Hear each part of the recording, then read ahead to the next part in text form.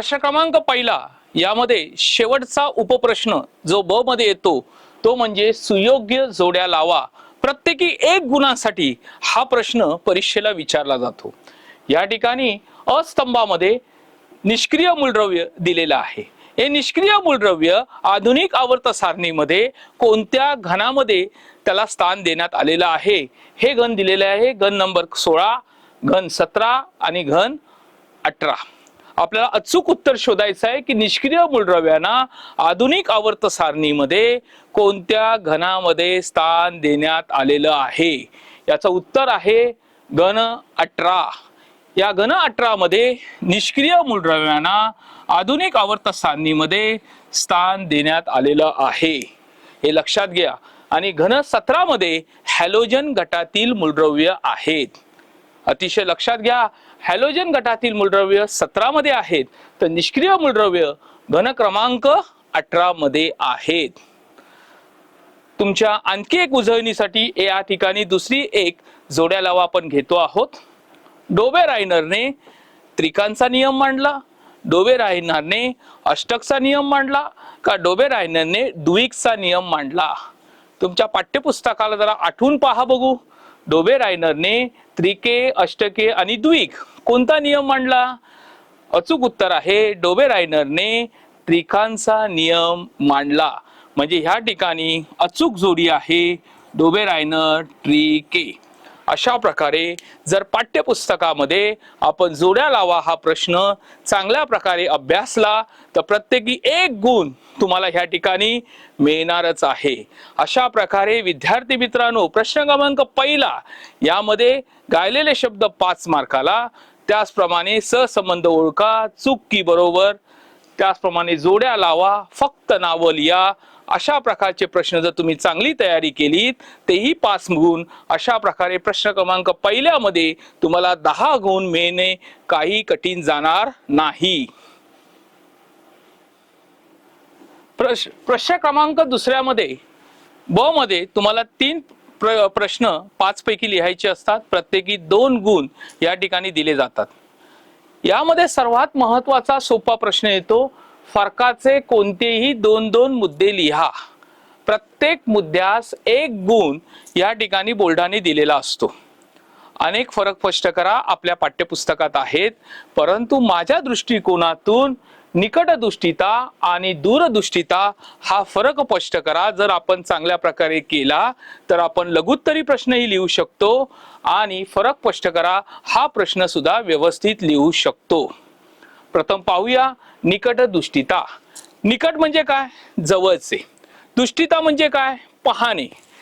म्हणजेच व्यक्तीला जवळचं दिसतं परंतु लांबचं दिसत नाही, अशा दोषास आपण निकटदृष्टिता असे म्हणतो।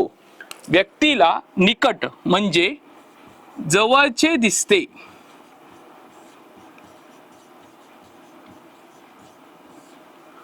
परंतु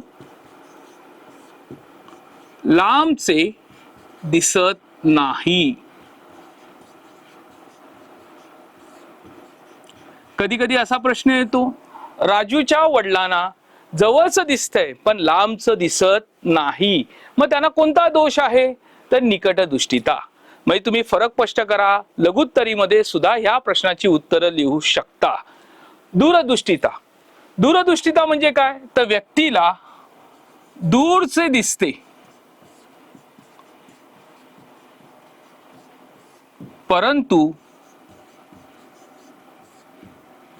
जवळचे दिसत नाही। या दोषास आपण दूरदृष्टिता असे आपण म्हणतो। बघा, पहिला मुद्दा अतिशय सोपा आहे, निकटदृष्टिता। व्यक्तीला निकट म्हणजे जवळचं दिसतं परंतु लांबचे दिसत नाही। दूरदृष्टिता, व्यक्तीला दूरचं दिसतं परंतु जवळचं दिसत नाही। का बरं हा दोष निर्माण होत असेल? पहा, या ठिकाणी हा नेत्रगोल आहे,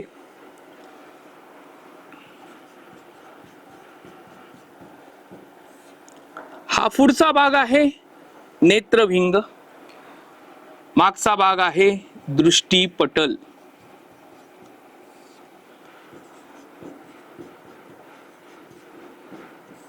निकटदृष्टितामध्ये नेत्रगोल थोडासा लांबट होतो, नेत्रभिंग हे फुगीर होतं आणि म्हणून दूरच्या वस्तूची प्रतिमा ही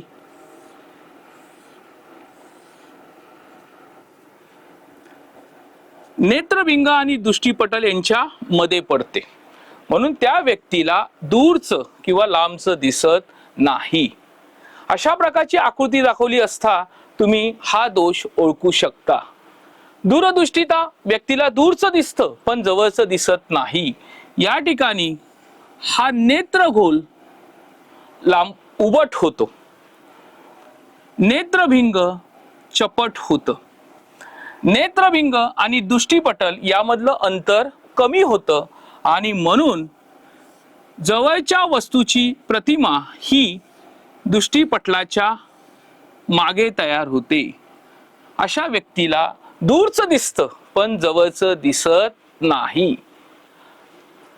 दुसरा मुद्दा आपण पाहणार आहोत. निकटदृष्टिता निवारण्यासाठी आपण योग्य नाभी अंतर असलेला अंतर्वक्र भिंगाचा चष्मा वापरणार आहोत. अंतर्वक्र भिंगाचा चष्मा वापरतात.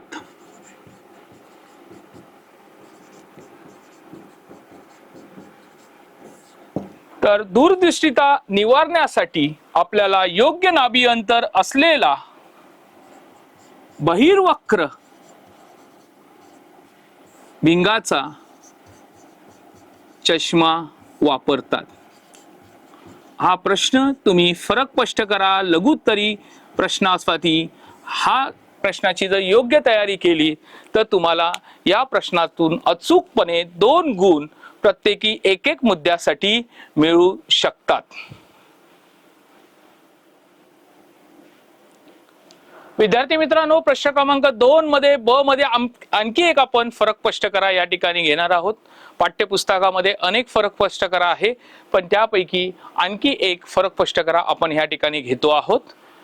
मेंडलीवची आवर्त सारणी आणि मोसलेची आधुनिक आवर्त सारणी यामध्ये फरक स्पष्ट करा अनेक वेळेला परीक्षेला येऊन गेलेला आहे. मेंडलीवच्या आवर्त सारणीमध्ये मूलद्रव्यांची मांडणी ही चढत्या अणुवस्तुमानानुसार केलेली आहे. अणुवस्तुमान या शब्दाचा अर्थ आहे अणुतील प्रोटॉन आणि न्यूट्रॉन यांची एकत्रित संख्या. मेंडलीवला असं वाटत होतं की मूलद्रव्याचं स्थान हे अणुवस्तुमानावर आधारित असतं, अवलंबून असतं. म्हणून मेंडलीवने आपल्या आवर्त सारणीमध्ये मूलद्रव्यांची मांडणी ही चढत्या अणुवस्तुमानानुसार केली आणि म्हणून तो अयशस्वी झाला. कारण मूलद्रव्यांचे गुणधर्म हे अणुवस्तुमानानुसार ठरत नाहीत, ते अणुअंकानुसार ठरतात.